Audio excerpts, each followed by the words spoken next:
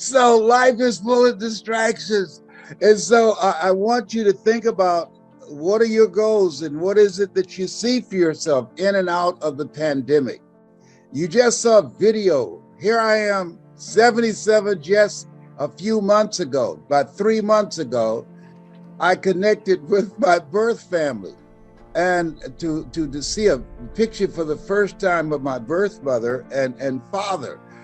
This thing called life, it's just so unpredictable, and so that in the middle of all the stuff that we have to do, and the things that you have to do in terms of your personal stuff, in terms of your business and the people that's a part of your team, and all of the unexpected distractions that we just don't see coming. This is a very challenging time. And what we have to do and know is, first of all, we have to have a program for ourselves to handle what's going on. And I want you to write this down. When things go wrong, don't go with them, because they're going to go wrong. That's going to happen. And so having a strategy, a game plan, a ritual to train your mind to observe things and not buy into the things that you see, that's major now more than ever. This is no time to lose it. And so when we look at all the conflict and all the things, the confusions and the violence and the spike in suicide and politicians lying out of their necks every day and say, don't believe your lying eyes. You say, come on. This is a different kind of place. And so this is a time that you have to begin to focus on you. This lady, she was working in hospice and she was interviewing patients who just had a few weeks to live, about 2 months to 3 months. And she asked them, what do you regret about your life?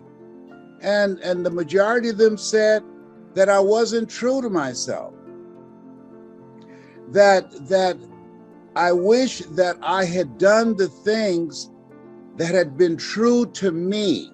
It's been said that most people die unlived lives. They die a life that's not them.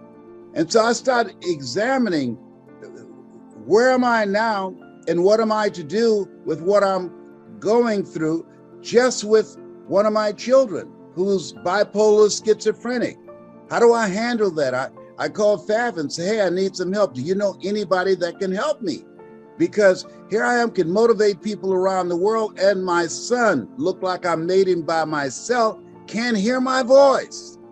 So that's very challenging, and it's very humbling. So part of what I want to share with you, develop a ritual for you. I'm the fix-it person, but I had to begin to anchor myself in the words, Lord, grant me the serenity to accept the things that I can't change, the courage to change the things that I can, and the wisdom to know the difference. And if that wasn't enough, I'm at Cancer Centers of America last week, and they said, Mr. Brown, we know we gave you the Perseverance Award for 29-year prostate cancer conqueror.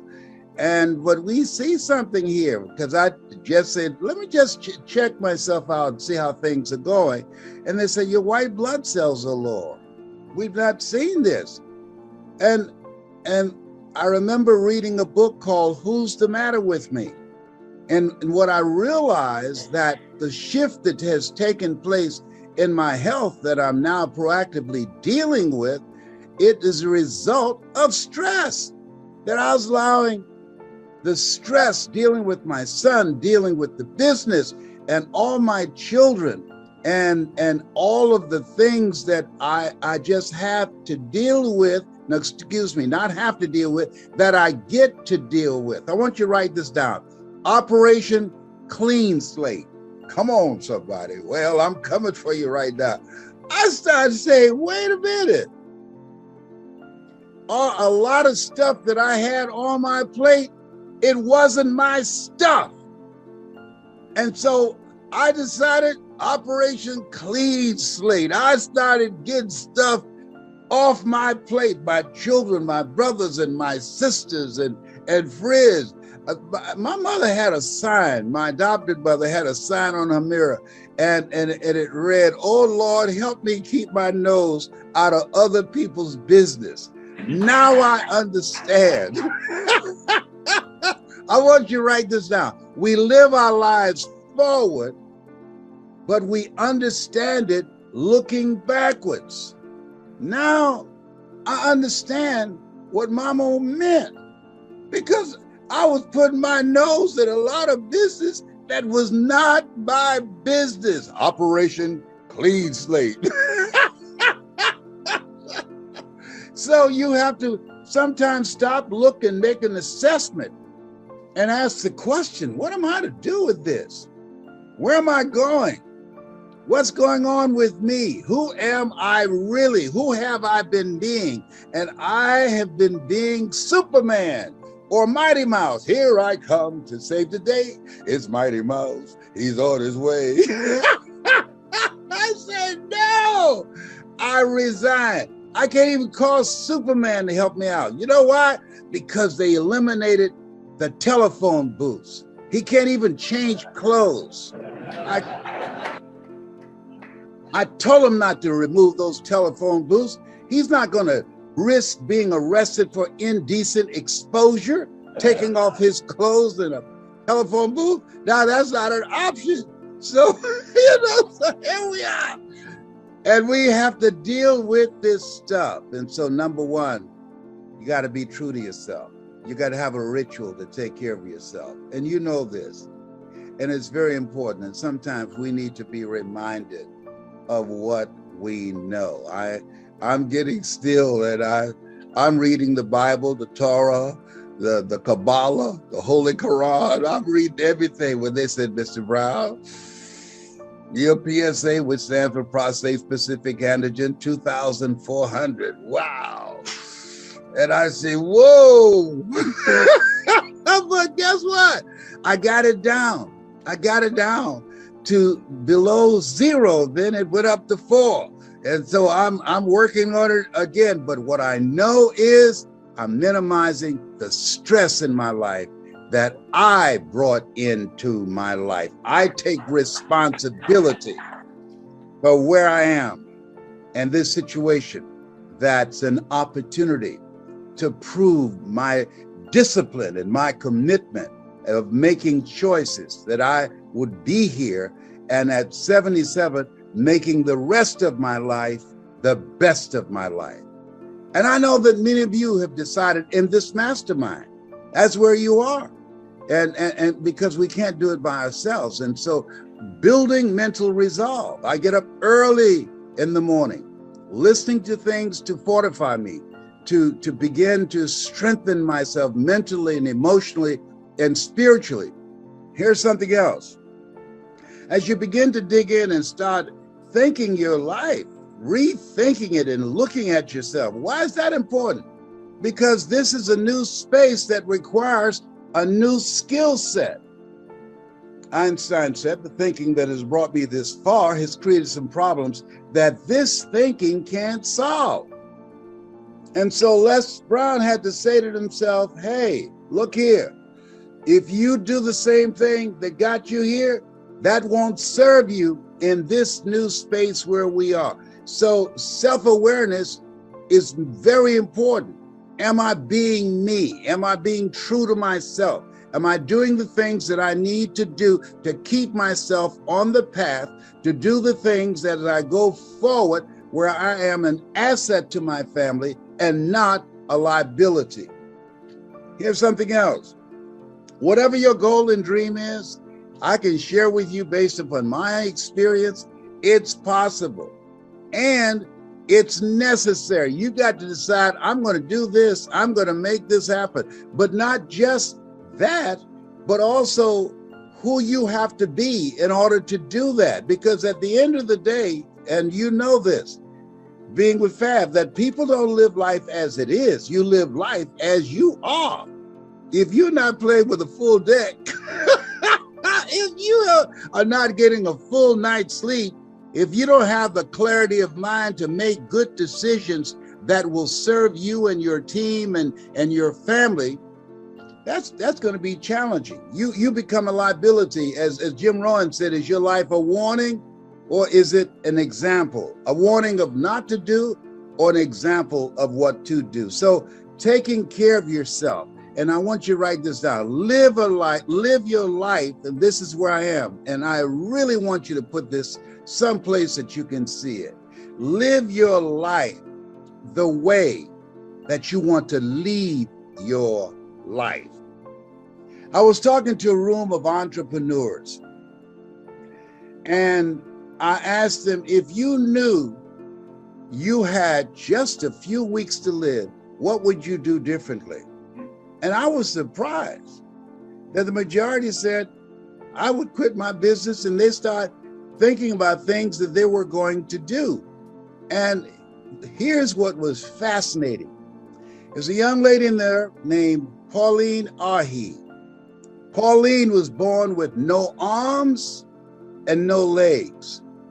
And so as I was passing her table in this training I was doing, someone said, did you hear what Les said? Write down the things that you would do differently if you knew you just had a few weeks to live. She said, yes, I heard him. And what most of them did at the table, they talked about quitting their business and start traveling and just doing a variety of things. And what she said, I would continue to be me. And when they heard her say that, these people who had written out all the things that they had taken on and all the things that they said that they would step away from, they begin to rethink themselves. And I asked also the second follow-up question, what are the biggest challenges that you're facing right now? Pauline did not have one thing on her paper. No arms, no legs, married with children. And they asked, you gotta have some problem. You don't have no arms. You don't have no legs. That's gotta be very challenging. He said, I don't have no challenge. I find a way to live life on my terms. Whoa. That's major. She said, I've set my life up, my environment, the people in my life, the things that I'm doing. There's nothing that I'm doing that's outside of what I want to do. I'm doing the stuff that's me. I'm being true to me. That's some lesson in that. See, if I knew I had a few weeks to live, I'd do more Zooms and give more motivational speeches. I told my kids that they tell you I'm dead, don't let them embalm me for 3 days. Sneak in there and put a microphone in my head and my hand in the morgue. And if I don't grab it and say, you got to be hungry, you call your brothers and sisters and say, Dad's gone. Yeah, but, and if my casket give me a microphone or some Colonel Sanders chicken, I'll be fine. This thing called life. So just determining who are you now and who is it you need to be for this vision that you see of yourself, because life is very challenging. It's sometimes up, sometimes down. Sometimes things go well, and sometimes they don't go so well. It's a roller coaster. And so be true to you and decide the things that you envision for yourself, the reason that you're there, the goals that you've set, the relationships that you're building. Make sure that it represents who you are and the things that you envision. You got to have a mindset that I'm going to do this, just like we got started out. Some stuff happened. It's called life. Think it not strange that you're faced to fiery furnaces of this world. You will, not you might. You will have tribulations. Here's something else. Determine what is it that you really want. That's major. What do I really want? And when I started practicing, and I got this from a friend of mine, business partner, Celeste Johnson, Operation Clean Slate, I took a lot of things off my plate, and I'm focusing on doing those things that's in my heart. Where your heart is, there your treasure is also. Spending more time with my children and my grandchildren and my 4 great-grandsons. And so when you look at the things that you want, creating special moments, it's been said, is not the number of breaths that you take, but the number of breaths that takes, the number of moments that you create that takes your breath away. And that's what I'm looking at and focusing on. I remember when I read this article about Howard Hughes, who at that time was the wealthiest man in the world, and they were trying to rush him someplace on an airplane, and he died. And someone asked the question, how much did he leave? And somebody answered, all of it.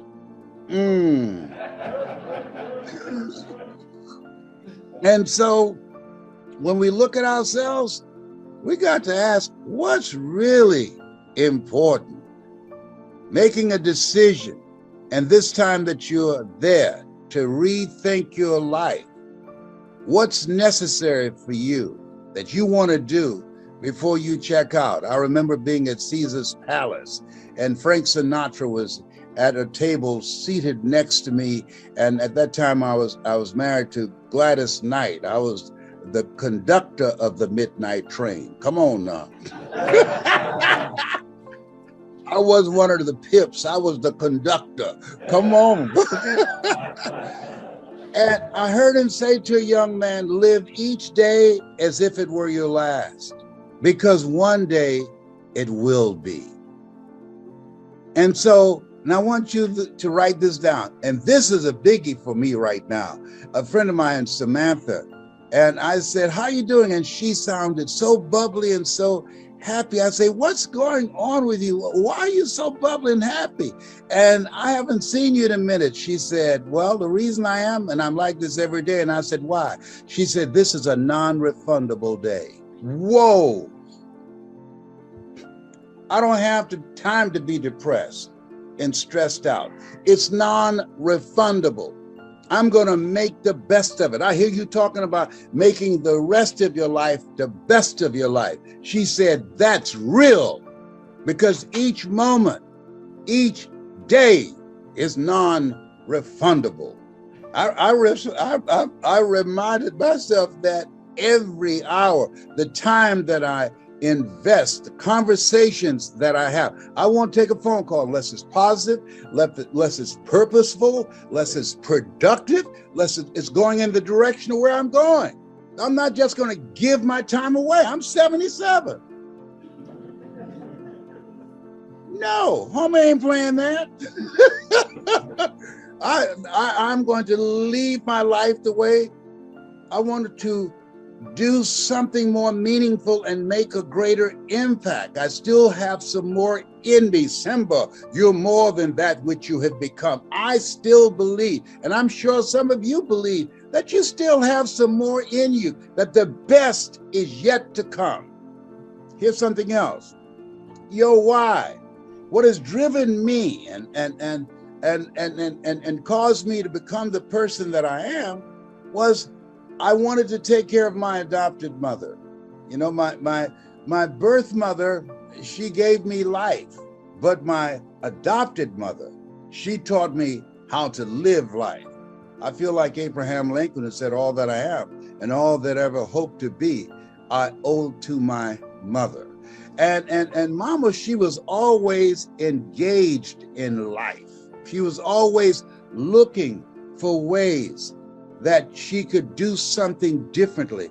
It was not unusual for us to come home and Mama, as small as our house was, that she had reconfigured the furniture in the house. And I remember one time coming home and there was a big window in the living room leaning up against the wall.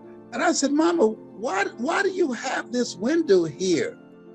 Well, they tore this house down and you say you're gonna get me a home. Well, I got this window, so if you're going to build me a home, I got a window that could fit. I said, no, man, I'm not going to buy a home that don't have windows in every room. Come on. And she most certainly accelerated me to getting the home that I promised her that I would get for her. But she had the vision saying, I'm going to participate in this and what you're going to do. I'm going to do my part.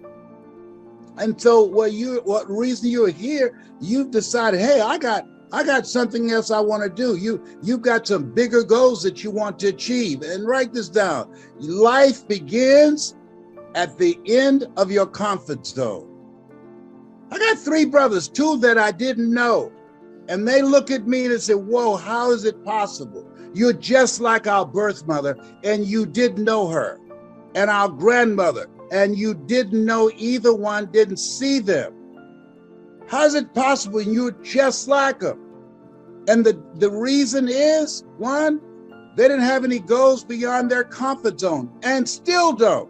And they're fine with that. And that's okay. And the other thing is that people say, well, it's in your genes. No. I remember spending a whole day with Maya Angelou, and Maya Angelou said, it aggravates me when people say I'm a natural communicator. She said, show me a natural heart surgeon. She said, no, I'm trained. And so if they put in the effort and the time like you're doing to get training and upgrade my knowledge, my relationships, expand my vision and dreams, I would be living just a non-consequential life.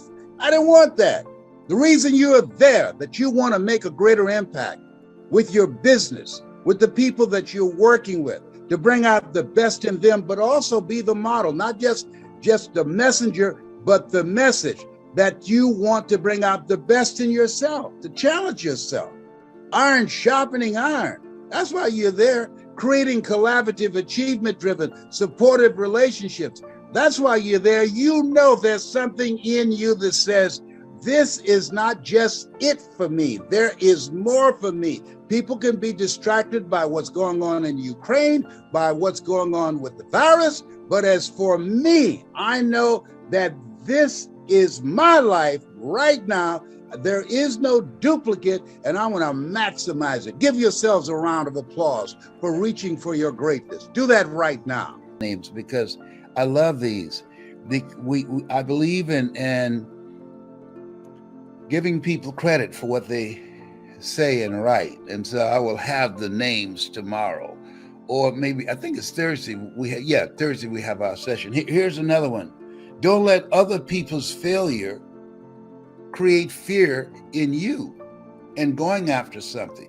I'll never forget when I decided that I was going to become a motivational speaker.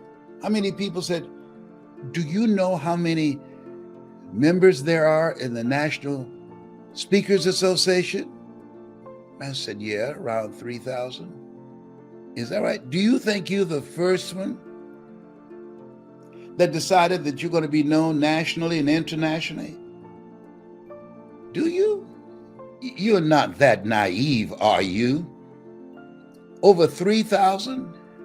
You have nothing going for you.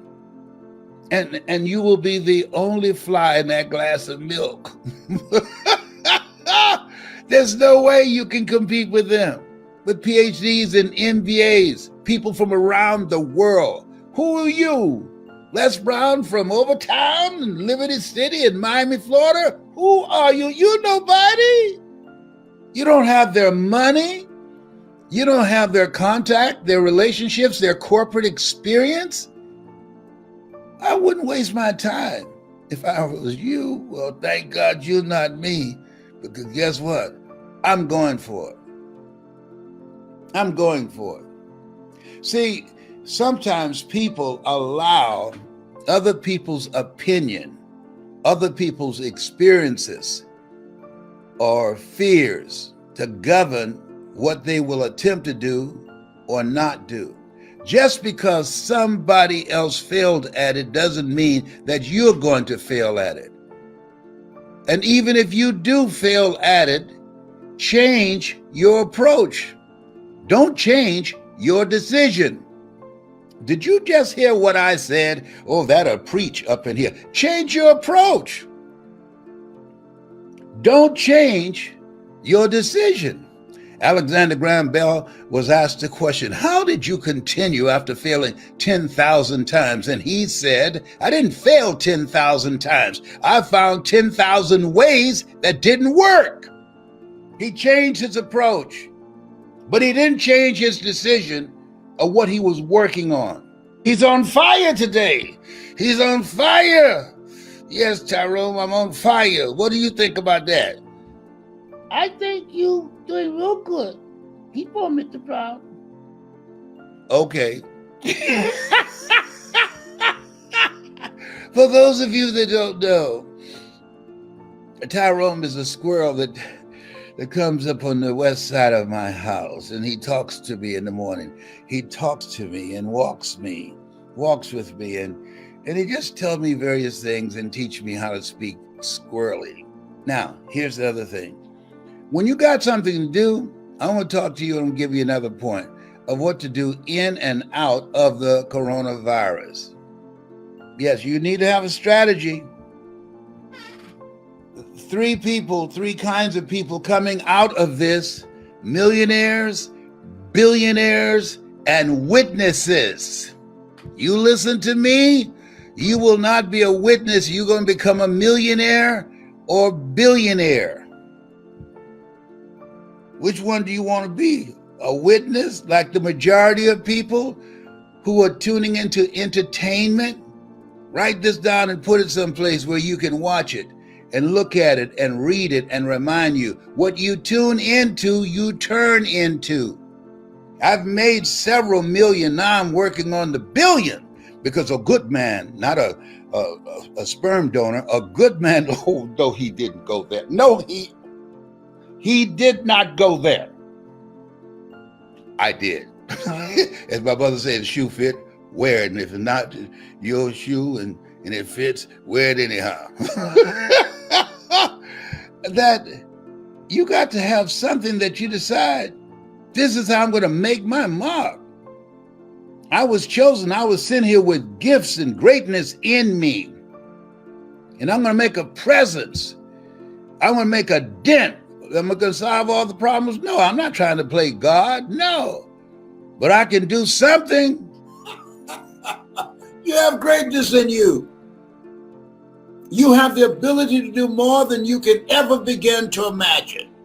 And you, in order to break out of where you are now, it takes everything in you. Everything. You have got to decide, no, I want to do something else. No, find something that you love, not just anything. Find something you love. I love speaking. I love helping people. This is the calling on my life. And I spent time to learn. When you are not willing to learn, you got to go get a job and keep it as long as you can until they let you go, until you are replaced by artificial intelligence.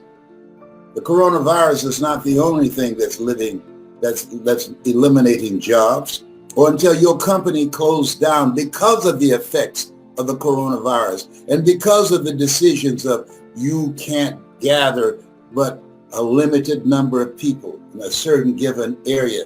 That's too precarious. That's too unpredictable. It's better to have something else going for you and not need it than to need it and not have it.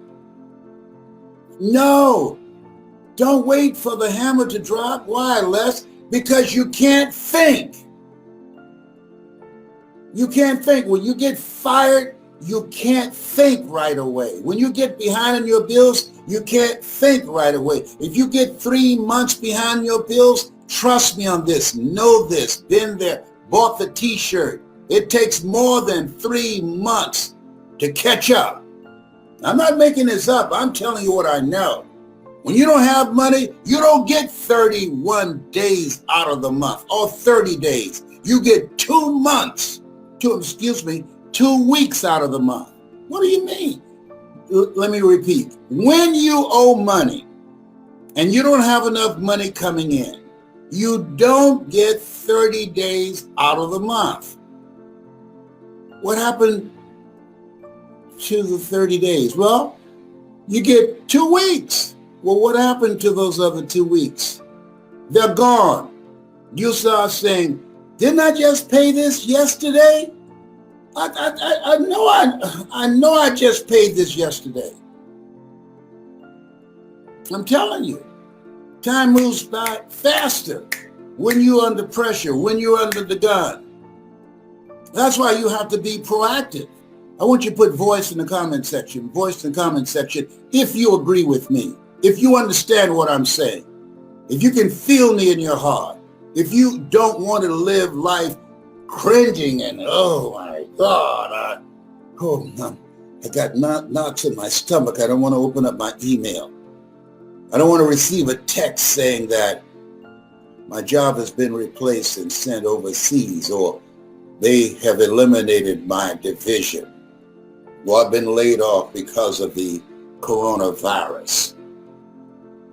It's the time to be inspired and motivated to be your own boss, to create your own business, to use your ideas and your thinking. You are more talented than you give yourself credit for being.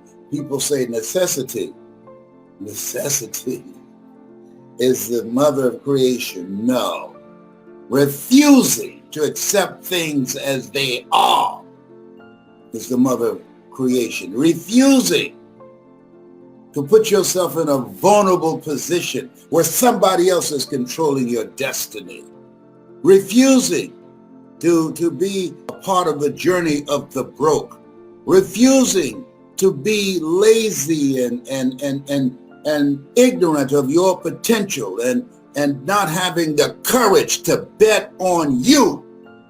Refusing to recognize the reality that you're made in the likeness and image of God and been given authority and dominion over everything on the face of the earth. Refusing to acknowledge that you're more than a conqueror, that you can do all you can do and God will do what you can't do. No, that's not you. You're listening to me. Everything I'm saying is common sense, but not common practice. I've been stuck. I know what it feels like. The things I should do, I don't do, and the things I shouldn't do, I do. I know if I had my life to live over again, I could have done more than what I have done thus far. For a long period of my life, if I had to characterize it, I was crazy with a K. With a K. I'm not proud. I'm telling you. Maybe something wrong with me now with this flat top from the 80s. You know what? The afro is the only hair that defies gravity. Everybody else's hair lays down on their head, but the afro, I mean, to have a flat top, come on now, with no glue, no super glue to make it stand up. Oh, behave, hello, whatever. To do something that you love. If you enjoy making people feel good, if you enjoy working with kids, if you enjoy helping people learn how to create a bridge from where they are and to the next greatest version of themselves, if you want to do something that gives your life a feeling of significance, of purpose and meaning, of love, of joy, that you look forward to doing it. You know how many people are stressed out now? Listen, even our children, it's affecting them, the little teeny weenies. It's affecting them. I saw this movie. It's a jaw dropper. It's called, what's it? Social. Oh my goodness. It escapes me right now. Social something. It's on Netflix. Just Google it. Then somebody knows. But the social dilemma. The social dilemma. You watch that, it will scare you. That's why it's important that you work on you to improve you. We're being programmed over 5,000 advertising hits on our minds every day. And when you look at the algorithms and our telephone and the computer and all the various platforms that are designed to suck us in and to control our behavior, to manipulate us, occupying our minds every day, fighting for territory in our minds every day. This is a different space. This is a different space. You want to be vigilant.